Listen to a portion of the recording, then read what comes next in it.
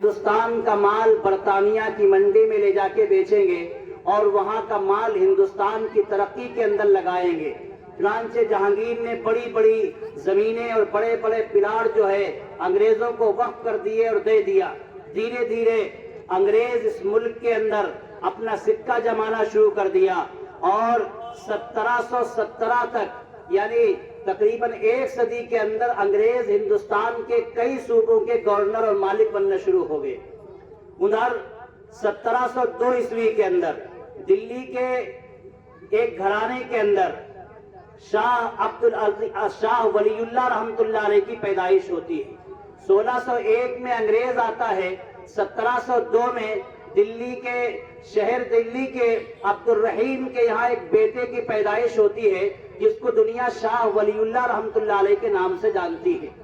شاہ ولی اللہ رحمت اللہ علیہ جب آنکھیں کھولتے ہیں تو کیا دیکھتے ہیں کہ ہمارا یہ ملک انگریزوں کی جنزیروں میں جکڑا جا رہا ہے۔ اس ملک کے اندر اسلامی تہذیب تمدن کو ختم کرنے کی انگریز ناپاک کوششیں کر رہا ہے۔ انگریز ہندوستان سے اسلام اور مٹانے کو ختم کرنے کی کوششیں کر رہا ہے۔ میرے بھائیوں، آپ کو معلوم ہونا چاہیے شاہ ولی اللہ کون ہیں۔ شاہ ولی اللہ ہندوستان کی دھرتی کے وہ پہلے انسان ہیں جنہوں نے ہندوستان کے اندر منظم طریقے سے حدیث پاک کا درس شروع کیا ہے۔ شاہ ولی اللہ رحمت اللہ علیہ ہندوستان کے پہلے انسان ہیں جنہوں نے قرآن کا فارسی میں ترجمہ کیا ہے۔ یہ شاہ ولی اللہ رحمت اللہ علیہ کے 4 بیٹے ہیں، ان میں سے پہلے بیٹے کا نام شاہ عبدالعزیز محدث دہلوی ہے۔ انہوں نے سب سے پہلے ہندوستان کے اندر قرآن عظیم کی تفسیر عزیزی لکھی ہے۔ پھر ان کے 2 بیٹے اور ہیں، شاہ عبد القادر اور شاہ رفیع الدین، انہوں نے سب سے پہلے قرآن کریم کا اردو میں ترجمہ کیا ہے۔ میرے بھائیو بزرگوں دوستو، شاہ ولی اللہ رحمت اللہ علیہ نے ہندوستان کے اندر مسلمانوں کو جکڑا ہوا دیکھا، ہندوستان کے اندر مسلمانوں کی حالات کو دیکھا، لیکن 1762 کے اندر شاہ ولی اللہ رحمت اللہ علیہ کا انتقال ہو جاتا ہے۔ انتقال سے پہلے ان کے یہاں 1739 کے اندر ایک بیٹا پیدا ہوتا ہے جس کو دنیا شاہ عبدالعزیز محدث دہلوی رحمت اللہ علیہ کے نام سے جانتی ہے۔ یہ شاہ عبدالعزیز محدث دہلوی رحمت اللہ علیہ 1762 کے اندر جب اپنے باپ کی وفات کے بعد اپنے باپ کی مسلک پہ بیٹھتے ہیں تو کیا دیکھتے ہیں کہ انگریز ہندوستان سے قرآن اور اسلام کو ختم کرنے کی ناپاک کوششیں کر رہا ہے۔ ہندوستان کی تاریخ کے اندر سب سے پہلے کوئی انسان ہیں جنہوں نے انگریز کے خلاف جہاد کا فتویٰ دیا تھا۔ ہندوستان کی تاریخ میں اگر کوئی پہلا مرد مجاہد ہے جس کے دل کے اندر، جس کے سینے کے اندر اللہ نے دھڑکتا ہوا دل رکھا تھا، وہ شاہ عبدالعزیز محدث دہلوی ہیں جنہوں نے سب سے پہلے مسلمانوں کو للکارا تھا اور مسلمانوں سے کہا تھا، مسلمانوں افضل الجہاد کلمۃ حق عند سلطان جائر، حق بات کہہ دینا ظالم بادشاہ کے سامنے یہ سب سے بڑا حق ہے۔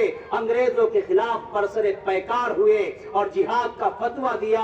شاہ عبدالعزیز رحمت اللہ علیہ کی فتوے ہی کا نتیجہ تھا کہ سب سے پہلے اس ہندوستان کی دھرتی پر ٹیپو سلطان شہید رحمت اللہ علیہ میدان میں آتے ہیں، ایک محاذ قائم کیا جاتا ہے، مسلمانوں کو للکارتے ہیں اور مسلمانوں سے کہتے ہیں، مسلمانوں گیدڑ کے 100 برس کی زندگی سے شیر کی 1 دن کی زندگی بہتر ہے۔ لوگوں کی رگے مردہ میں آزادی کی برقی لہر دوڑا دیتے ہیں اور خود بھی آزادی کے لیے برسر پیکار رہتے ہیں اور ہندوستان کی سرزمین پر اپنے خون کا آخری قطرہ اس وطن عزیز کی آزادی کے لیے بہا کر کے رخصت ہو جاتے ہیں، شہید ہو جاتے ہیں۔ میرے بھائی بزرگ دوستو، بڑی لمبی تاریخ ہے۔ کسی نے کہا ہے ٹل نہ سکتے تھے جو جنگ میں اڑ جاتے تھے، پاؤں شیروں کے بھی میدان سے اکھڑ جاتے تھے، مجھ سے شرکس ہوا تو کوئی بگڑ جاتے تھے، ارے تیغ کیا چیز ہے، ہم توپ سے بگڑ جاتے تھے۔ یہ ہمارے اکابر تھے، لیکن اپنوں کی غداری کی وجہ سے ناکامی ہوتی ہے، بڑی بڑی جنگیں ہوتی ہیں۔ نواب سراج الدولہ میدان میں آتے ہیں، جنگ لڑتے ہیں، لیکن وہاں بھی اپنے ہی غدار ہوتے ہیں، ناکامی ہوتی ہے۔ میرے بھائی بزرگوں دوستو، اس کے بعد राजा रंजीत सिंह पंजाब के अंदर मुसलमानों पे जुल्म सितम करना शुरू कर देता है। वहाँ मस्जिदों को अस्तबल बनाया जाने लगता है। वहाँ की मुसलमानों की बहनों और बेटियों की इज्जत को नीलाम किया जाने लगता है। तो रायबरेली के अंदर सैयद अहमद शहीद रहमतुल्लाह अलैह एक काफिला लेकर के राजा रंजीत सिंह का मुकाबला करने के लिए पंजाब जाते हैं और मुकाबला होता है, लेकिन वहां भी कुछ कामयाबी होती है, कुछ नाकामी होती है, वसाइल की किल्लत होती है और यहां तक कि ये वक्त बढ़ता जाता है और 1832 का जमाना आ जाता है। नतीजा यह होता है कि बहुत सारे जगहों पर और हिंदुस्तान की अक्सरियत आबादी पर अंग्रेजों का तसल्लुत हो जाता है। चुनांचे 1856 के अंदर दिल्ली के इलाके के अंदर वहाँ के बड़े बड़े अकाबिर उलमा जमा होते हैं, जिसके अंदर दारुल उलूम देवबंद के बानी मबानी मौलाना कासिम नानोती रहमतुल्लाह अलैह, हजरत हाजी इमदादुल्लाह मुहाजिर मक्की रहमतुल्लाह अलैह, मौलाना रशीद अहमद गंगोही रहमतुल्लाह अलैह, हाफिज आमिर शहीद रहमतुल्लाह अलैह, बड़े बड़े अकाबिर उलमा सर जोड़ के बैठते हैं, मुसलमानों से कहते हैं, मुसलमानों तुम ख्वाबे खरगोश के अंदर हो, तुम सोए हुए हो, अंग्रेज तुम्हें हिंदुस्तान से खत्म करने के मंसूबे बना लिए हैं, अंग्रेजों ने प्लानिंग कर ली है, तुम सोए हुए हो। एक मुसलमान मजमे में खड़ा होता है, हजरत मौलाना कासिम नानोती रहमतुल्लाह अलैह से कहता है, हजरत हमारी तादाद बहुत कम है, हमारे पास वसाइल नहीं है, हम क्या कर सकते हैं? मौलाना कासिम नानोती रहमतुल्लाह अलैह ने कहा, क्या हमारी तादाद गाजियाने बद्र से कम है? जब मोहम्मद रसूलुल्लाह सल्लल्लाहु अलैहि वसल्लम गज़वे बद्र के लिए गए थे, हम उससे कम तो नहीं हैं, उससे ज्यादा हमारी तादाद है। एक बात की वजह से 1857 की जंग आजादी का फैसला किया जाता है। मेरे भाइयों, 1857 की जंग आजादी के अंदर दो मुहाज बनाए जाते हैं। पहला मुहाज शामली के मैदान के अंदर बनाया जाता है और दूसरा मुहाज अंबाला के अंदर बनाया जाता है। पहला मुहाज जो शामली के मैदान के अंदर बनाया जाता है, इसकी क़यादत हाजी इमदादुल्लाह मुहाजिर मक्की रहमतुल्लाह अलैह करते हैं।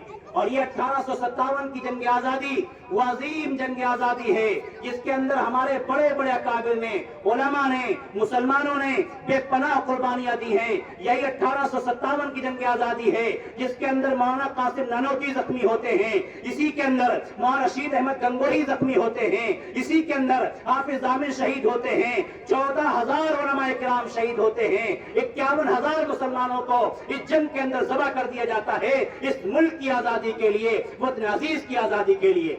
मेरे भाई बुजुर्गों दोस्तों, 1857 की जंग आजादी के बाद अंग्रेज अपने बड़े बड़े अफसरों को बुलाता है, एक रिपोर्ट तलब करता है, एक मीटिंग करता है। अंग्रेज हुक्मरान ये कहते हैं कि हमें इस मुल्क के अंदर किस तरीके से हुकूमत हमारी मजबूत हो सकती है।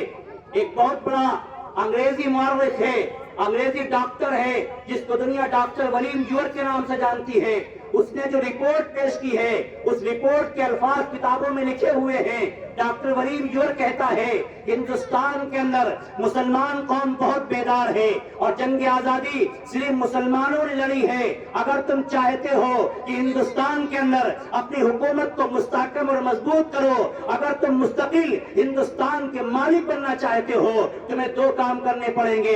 एक तो हिंदुस्तान से उलमा को खत्म करना पड़ेगा और दूसरा हिंदुस्तान की मस्जिदों और मदरसों पे बुलडोजर चलाना पड़ेगा। मेरे भाइयों, तारीख गवाह है, 1861 के अंदर अंग्रेजों ने कुरान करीम के 3 लाख नुस्खे जला दिए और 1864 से लेकर के 1867 तक ये हिंदुस्तान की तारीख के 3 अरबनाक साल हैं। इन सालों के अंदर अंग्रेजों ने मदरसों के ऊपर बुलडोजर चला दिया।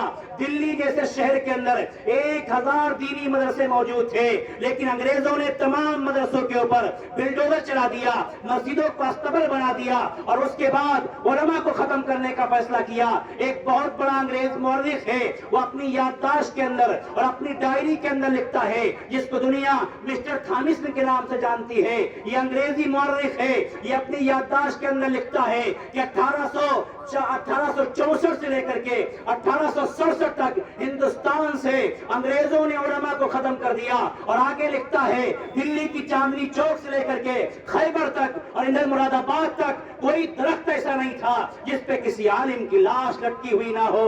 मिस्टर थॉमस ने अपनी याददाश्त में लिखता है कि अंग्रेजों ने उलमा को सुअरों की खारों में बंद करके जलते हुए तन्नूरों में डाल दिया।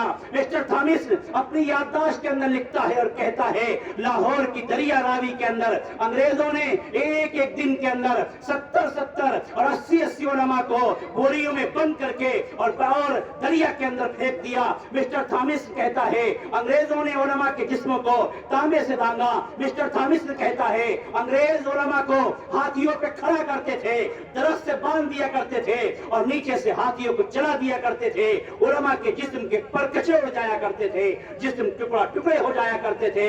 मिस्टर थॉमस कहता है लाहौर की शाही मस्जिद के अंदर अंग्रेजों ने फांसी के फंदे लगा रखे थे। एक एक दिन के अंदर 80 उलमा को फांसी के फंदे पे लटकाया जाता था। मेरे भाइयों बुजुर्गों दोस्तों, मिस्टर थॉमस कहता है एक दिन मैं अपने दिल्ली के अपने खीमे के अंदर था, मुझे मुर्दार की बदबू महसूस होती है। मैं खीमे के बाहर जाता हूँ तो क्या देखता हूँ आग जल रही है। उस आग के ऊपर 40 उलमा को ला करके जिंदा डाल दिया गया, भून दिया गया। मिस्टर थॉमस कहता है मेरे सामने 40 उलमा को और लाया गया, उनको नंगा किया गया और उनसे कहा गया मौलवियों देख लो जैसे कि हमने इन 40 को भून दिया है तुम्हें भी भून देंगे। सिर्फ इतनी बात कह दो कि हम 1857 की जंग आजादी में शरीक नहीं थे। मिस्टर थॉमस आगे कसम खा के कहता है मुझे मेरे पैदा करने वाले की कसम, वो उलमा भी आग के अंदर जल गए, भुन गए, लेकिन किसी ने भी अंग्रेज के सामने अपना सर नहीं झुकाया। मेरे भाई बुजुर्ग दोस्तों, आज हम आजाद हैं, इसके पीछे हमारे बुजुर्गों ने, हमारे अकाबिर ने, हमारे उलमा ने और हमारे मुसलमानों ने बेपनाह कुर्बानियां दी थी, तब जाके ये मुल्क आजाद हुआ था। मेरे भाई बुजुर्ग दोस्तों, दूसरा महाज जो अंबाला पे बनाया जाता है उसकी क़यादत मौलाना जाफर थानेसी रहमतुल्लाह अलैह करते हैं। मुख्तसर अर्ज़ ये है, मौलाना जाफर थानेसी रहमतुल्लाह अलैह कहते हैं कि हमें अपनों की गद्दारी और वसाइल की किल्लत की वजह से नाकामी होती है। हमें अंग्रेज पकड़ लेते हैं, गिरफ्त कर लेते हैं, हमारे हाथों में हथकड़ियां डाल देते हैं, हमारे पैरों में बेड़ियां डाल देते हैं और अंबाला से लाहौर तक पैदल ले जाते हैं। कहते हैं कि हमारी दाढ़ियों को काट देते हैं, हमारे साथ बदतमीजी करते हैं। फरमाते हैं जब हम लाहौर पहुंचते हैं, रात में जेल के अंदर पहुंचते हैं तो अंग्रेज कहता है ये मौलवी ऐसे नहीं मानेंगे, इनके लिए एक पिंजरा बनाया जाए। वो कहते हैं नुकीला लोहे का, कीलों का, नुकीली कीलों का एक पिंजरा बनाया जाता है, उसमें हमें बंद कर दिया जाता है, ना हम खड़े हो सकते हैं ना हम बैठ सकते हैं। हमारे जिस्म का कोई हिस्सा ऐसा नहीं था जहां खून से लहूलुहान न हो, हमारा हर ही जिस्म का हिस्सा खून से लहूलुहान था। और अंग्रेज ने हमारे पिंजरे को उठा करके ट्रेन के अंदर और मालगाड़ी के डिब्बे के अंदर डाल दिया।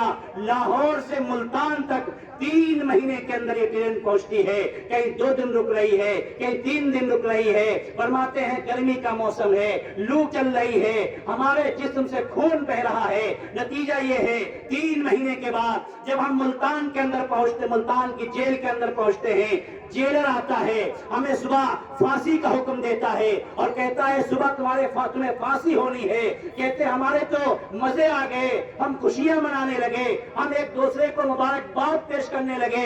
अंग्रेज जेलर आता है और कहता है मौलवियों क्या बात है, तुम्हें सुबह फांसी होनी है, तुम खुश हो रहे हो। मौलाना जाफर थानेसी कहते हैं मैंने अंग्रेज से कहा बात ये है हम गुनहगार लोग हैं, हम बिस्तर पे मरना नहीं चाहते थे, हम ये सोच रहे थे अगर हमें शहादत की मौत आ गई तो अल्लाह हमारे गुनाहों को माफ कर देगा, इसलिए हम खुशी मना रहे हैं। सुबह जो आप हमें फांसी के फंदे पे लटकाओगे, इधर हमारी फांसी होगी, उधर हम अपने अल्लाह के हुजूर पहुंच जाएंगे, तुम्हारी मसाइब और मुश्किलात से बच जाएंगे। मौलाना जाफर थानेसी कहते हैं बदबख्त जेलर ने जब हमारी ये बात सुनी तो कहा मौलवियों तुम्हें वो मौत भी नहीं दी जाएगी जिस मौत से तुम्हें खुशी हो, जाओ तुम्हें 11 सालों के लिए काला पानी की सजा दी जाती है और भेज दिया जाता है। वहां जाफर थानेसी कहते हैं जब अंग्रेज ने ये बात कही तो मेरी जबान से ये निकला मुस्तहिक़-ए-दार को हुक्म नजरबंदी मिला, मुस्तहिक़-ए-दार को हुक्म नजरबंदी मिला, क्या कहूं कैसे रिहाई होते होते रह गई।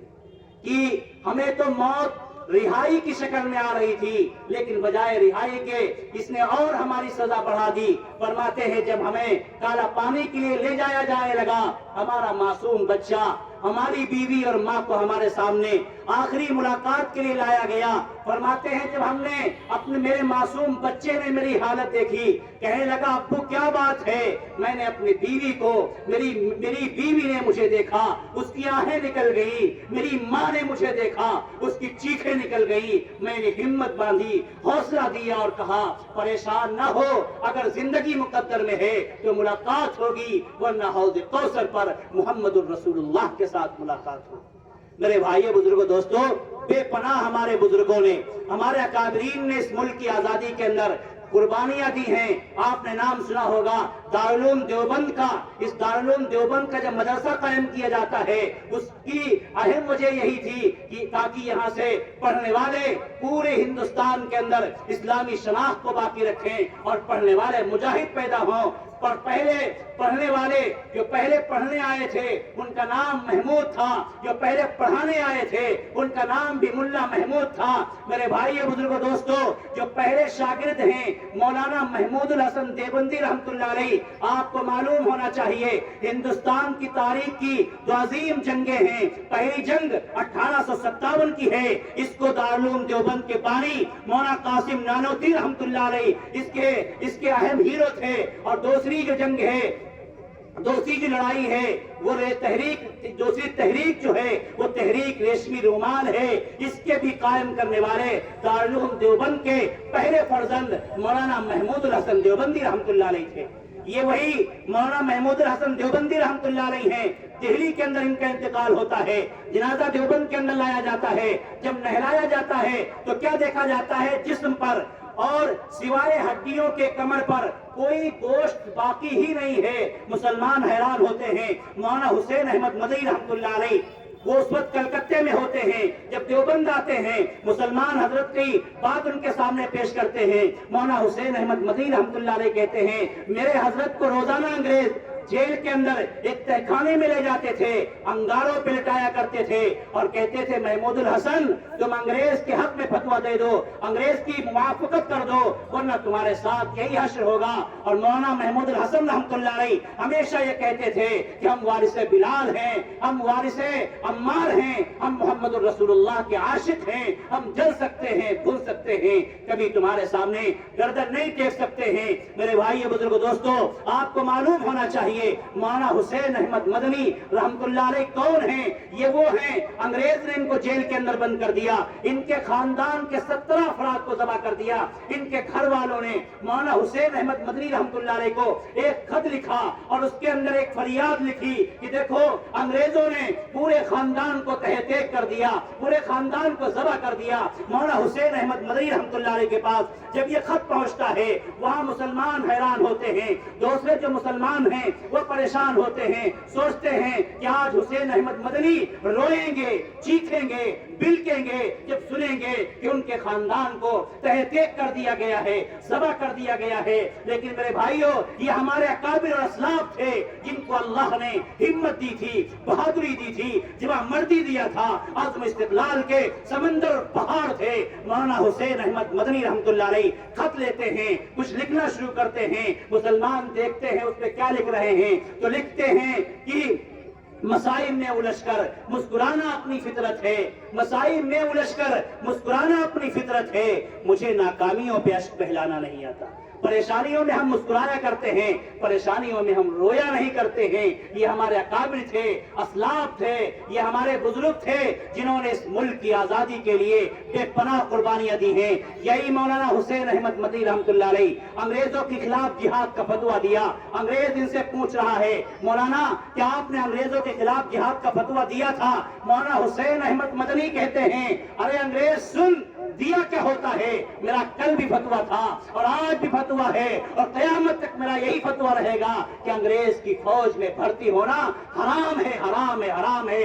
मौलाना मोहम्मद अली जौहर रहमतुल्लाह अलैह वही खड़े थे, पैरों में गिर जाते हैं। मौलाना हुसैन अहमद मदनी से कहते हैं हजरत बयान बदल दीजिए वरना अंग्रेज आपको फांसी के फंदे पे लटका देगा।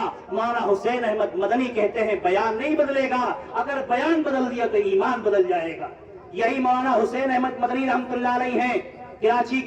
کراچی میں کانفرنس ہوتی ہے، انگریز نے مولانا حسین احمد مدنی کو گولی مارنے کا حکم دیا تھا۔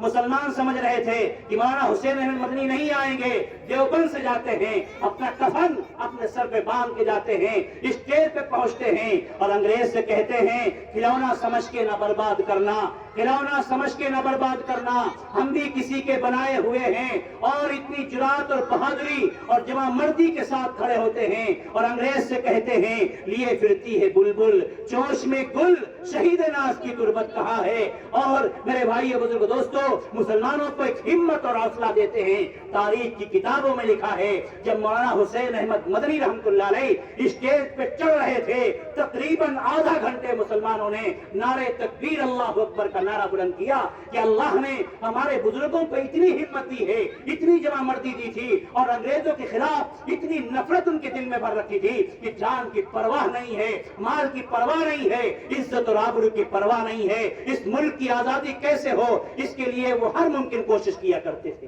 میرے بھائی بزرگ دوستو، 1601 عیسوی میں انگریز جب ہندوستان میں آتا ہے، 1000 سے زیادہ دینی مدرسے صرف دلی کے اندر موجود تھے اور 1867 تک 66 تک انگریزوں نے پورے ہندوستان کے مدرسوں کو مسمار کر دیا، بلڈوزر چلا دیے، مسجدوں کے اندر گھوڑے باندھنے شروع کر دیے۔ نتیجہ یہ ہوا اتنی مسلم بستیاں اور اتنے مسلم گاؤں ایسے ہو گئے تھے اور ہمارے اتنے مسلمان بھائی ایسے ہوئے تھے کہ کسی کا انتقال ہو جاتا تھا، نماز جنازہ پڑھانے والا حافظ اور عالم کوئی آسانی سے دستیاب نہیں ہوتا تھا۔ تاریخ کی کتابوں میں لکھا ہے مسلمان اپنے جنازے کو اٹھا کر کے گاؤں گاؤں جاتے تھے، شہر شہر جاتے تھے کہ فلاں گاؤں میں 20 عالم تھے، فلاں گاؤں میں 10 حافظ تھے، ہو سکتا ہے کوئی ایک زندہ ہو اور ہمارے مردے کی نماز جنازہ پڑھا دے۔ لیکن جب وہاں پہنچتے تھے تو معلوم ہوتا تھا انگریزوں نے سب کو شہید کر دیا ہے، انگریزوں نے سب کو ذبح کر دیا ہے۔ کتنے ہمارے مسلمان بھائی ہیں، ہندوستان کی تاریخ گواہ ہے، ہندوستان کی دھرتی گواہ ہے کہ ان کے جنازوں کو اور ان کی ناش کو قبر کے اندر بغیر جنازے کے دفن کیا گیا کیونکہ کوئی نماز جنازہ پڑھانے والا دستیاب نہیں تھا۔ میرے بھائیوں، ایسے نازک موقع پر اللہ کے نبی حضرت محمد الرسول اللہ صلی اللہ علیہ وسلم نے خواب کے اندر مولانا قاسم نانوتوی رحمۃ اللہ علیہ کو دیوبند کی بستی کے اندر ایک مدرسہ قائم کرنے کا حکم دیا۔ چنانچہ مولانا قاسم نانوتوی رحمۃ اللہ علیہ نے 1866 کے اندر اور جو ہے دیوبند کی بستی کے اندر انار کے درخت کے نیچے ایک مدرسہ شروع کرتے ہیں اور اس کے بعد وہاں سے ایک پیغام اٹھتا ہے اور مولانا قاسم نانوتوی رحمۃ اللہ علیہ، مولانا رشید احمد گنگوہی رحمۃ اللہ علیہ اور ان کے رفقا ہندوستان کے مسلمانوں کو یہ سبق دیتے ہیں، ایک تحریک چلاتے ہیں، مسلمانوں جہاں رہو، جیسے رہو، اپنی مسجدوں اور مدرسوں کے ساتھ رہو۔ مولانا قاسم نانوتوی رحمۃ اللہ علیہ نے یہ تحریک چلائی کہ ہر گاؤں کے اندر، ہر شہر کے اندر اور ہر چھوٹی اور بڑی آبادی کے اندر دینی مدرسہ اور مکتب کا ہونا بہت ضروری ہے۔ مولانا قاسم نانوتوی رحمۃ اللہ علیہ نے مسلمانوں سے کہا، مسلمانوں ایک روٹی کم کھاؤ، مسلمانوں بھوکے رہ لو لیکن اپنے بچوں کو قرآن کی تعلیم ضرور دو۔ اگر تم نے اپنے بچوں کو قرآن کی تعلیم نہیں دی، آنے والا وقت نہیں بتا سکتا ہے، کوئی گارنٹی نہیں ہے کہ آپ کی اولاد کدھر چلی جائے گی، کہاں پھر جائے گی، کس سے اپنے ایمان کا سودا کر لے گی۔ میرے بھائی بزرگ دوستو، یہ دیوبند سے ایک تحریک چلی، اللہ کا شکر ہے، اللہ کا احسان ہے کہ آج اللہ کا شکر ہے پورے ہندوستان ہی نہیں، پورے بر صغیر کے اندر اور بلکہ پورے عالم کے اندر اس دارالعلوم دیوبند کی شاخیں اور اس دارالعلوم دیوبند کی تحریک چل رہی ہے اور اللہ نے اس تحریک کی برکت سے ہر گاؤں اور ہر شہر کے اندر ایک مدرسہ اور مسجد اور مدرسہ جو ہے قائم کرا دیا ہے۔ آپ کا مدرسہ بھی ایک آپ کی بستی کا ایک اہم مدرسہ ہے، لہذا آپ حضرات اپنے بچوں کو مدرسے کے اندر بھیجیں۔ اس بچے آپ کے مدرسے میں آئیں گے، اسلامی تعلیم حاصل کریں گے، پھر دنیا کی کوئی تعلیم دیجئے یہ بچے کبھی ایمان سے پھر نہیں سکتے ہیں، ایمان سے بہک نہیں سکتے ہیں۔ میرے بھائی بزرگ دوستو، ہم سب اللہ سے دعا کریں کہ اللہ تعالیٰ ہمارے ان تمام اکابرین کو اور بزرگوں کو جنہوں نے اس ملک کی آزادی کے اندر حصہ لیا تھا، اللہ انہیں بہترین بدلہ عطا فرمائے، جزائے خیر عطا فرمائے۔ اور اللہ سے دعا ہے کہ اللہ تعالیٰ ہم سب کو اپنے بزرگوں کے نقش قدم پر چلنے کی توفیق عطا فرمائے۔ وآخر دعوانا ان الحمد للہ رب العالمین۔